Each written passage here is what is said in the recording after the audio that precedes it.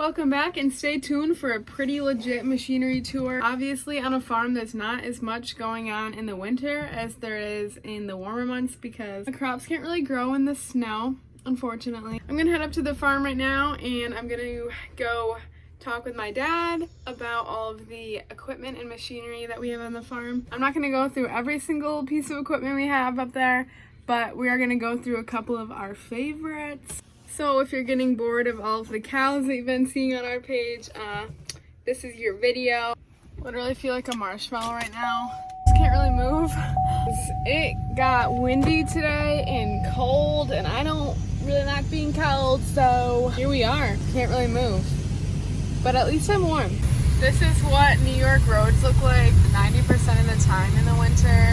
Like I said, I was able to talk my dad into making a video with me. He is so knowledgeable on all of our equipment and everything, and I have pretty much worked with the cows a lot more in my life. I do run equipment in the summer and fall, but I don't know nearly as much about it as he does. Usually when I can't find him, I look in the shop, so that's where I'm headed to right now. This is our brand new shop that we built this past year, and I believe he's in here, but who knows. Okay, so I'm in the shop right now. There will definitely be a shop tour soon, but it's not quite finished yet, so I'm gonna wait for that to be finished.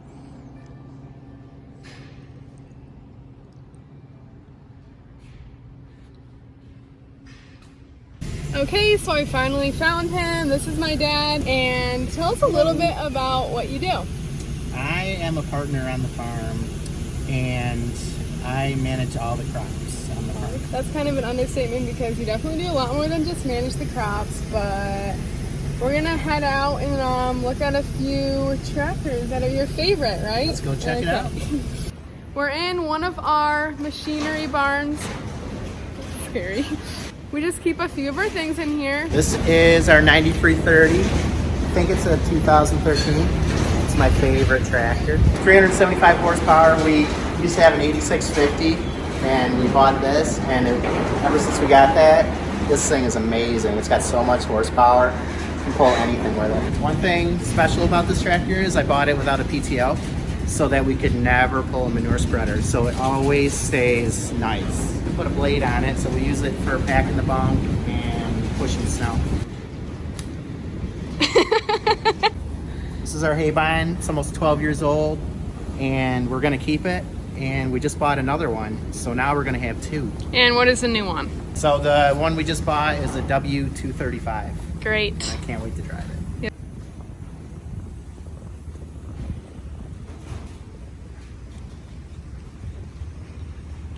This is one of the first hay binds that I actually started running when I was a little bit younger, and it's super easy to run, so it was something that I could actually handle. So we're here back in the shop. This is our 9550 combine. It's been around forever, it seems like. I think the year is 2003 we bought it. It's the best combine ever. We just keep fixing it up every winter, and it runs amazing. It's such a good combine. We can't get rid of it. It's so good. And you have your new addition on the back. And we just recently put a new auger. Shiny auger on it. How exciting. The other one got a little bit too close to a few trees. So I had some duct tape on it. Yeah, Yeah. It's looking better. It looks a lot better. Use this on our corn, soybeans, and wheat. So next we've got this corn planter. We use it to plant everything, even our pumpkins, for our pumpkin farm. And we're actually going to show you how a corn planter works. This is about 8 years old. These are open, and as they go around, they get to the bottom, and then they squeeze down, right down in here, and it picks up one kernel of corn, and it carries it all the way up to the top, and then it dumps it out that little hole. Right there. It picks up right there, and it dumps it on the belt, and it brings it down here and drops it down the seed tube. Right there, right onto the ground. Well, not on the ground. Yep, there's some disc on there, and it controls the depth, how much it cuts into the soil, and that is pretty accurate, and it just drops it into the furrow, and then these wheels come behind and they just close the furrow back in. Well, this is a chopper. You're not very familiar with it because you don't run it a lot. I've ran it twice. You've ran it twice. Only in emergencies. Only in emergencies.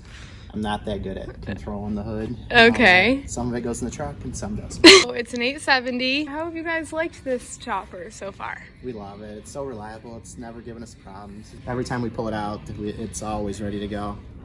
But we do a lot of maintenance in the winter to keep it so that it is like that. To keep it going. So that's the header over there. That's the corn head.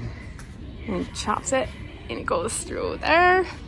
Giving it a little TLC right now, putting some new knives in it. Ooh. So this is inside of this is like right behind where the chopper header sits. So that kind of attaches right there. Everything goes through there and gets chopped up. Little tiny pieces. And Wow. they're very rusty. Yeah, they're very, very antique. This is the header to the chopper. If you're ever in a cornfield and you see this coming at you, you better run. And in the back corner of our shop, we have our museum.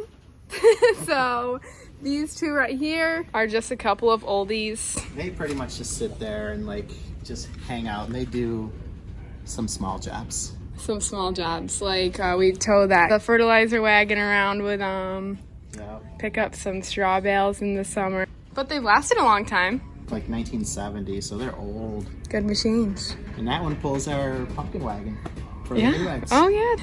Here's the only piece of case equipment that we have here. It's the only red thing on this farm. How do you feel about it? Well, I wish I could paint it green. Seems like you have a few problems with it. Yeah, it's not as reliable as I would like it to be. So why did you get a case instead of a John Deere? We've always had case balers. Oh, that's Yeah, random. This is how we double check the neighbors when they tell us their corn is the best. We go up and we make sure it is. Yep. Our shop is not finished yet. It's been a good place to keep everything nice and warm. This is our 8310R. We do a lot of the chisel plowing and manure spreading, anything field related, pretty much the disking. So we've got some duals on the front. Yeah, they're getting kind of wore out. And this one does have a PTO. It's got a PTO and it loves the manure spreader. Keeps it nice and clean. You can put a silage blade on the front. And over here, behind this, is the It's hidden in the back so that no one can take it. It's the 4455. And you just love it. When I was a kid, I probably spent 10,000 hours in this tractor plowing. I used to plow every day, it seemed like. It is a nice machine. I kind of prefer the other one, but clearly I don't have a connection to it like you do. So when did you start running machinery? I started when I was 8 years old. I was baling hay, and I was out there chasing mice around in the field, and my dad came and yelled at me because it was gonna rain. So he's also an animal lover, and he loves tractors too. This is our 7930. It's our planting tractor and our baling tractor. This is your favorite one, right? Yeah, Your favorite one. everyone's my favorite. Everyone. My most favorite. Your most favorite. Thank all of the clean tractors to me, because Nice job. I wax them all. I spent at least 3 days washing, waxing, polishing, and cleaning the They cabs. look like they're dirty now too. That's kind of disappointing. Yeah. Thank you very much for watching our machinery tour. Make sure you subscribe, and if you have any questions for Tim, drop them in the comments below.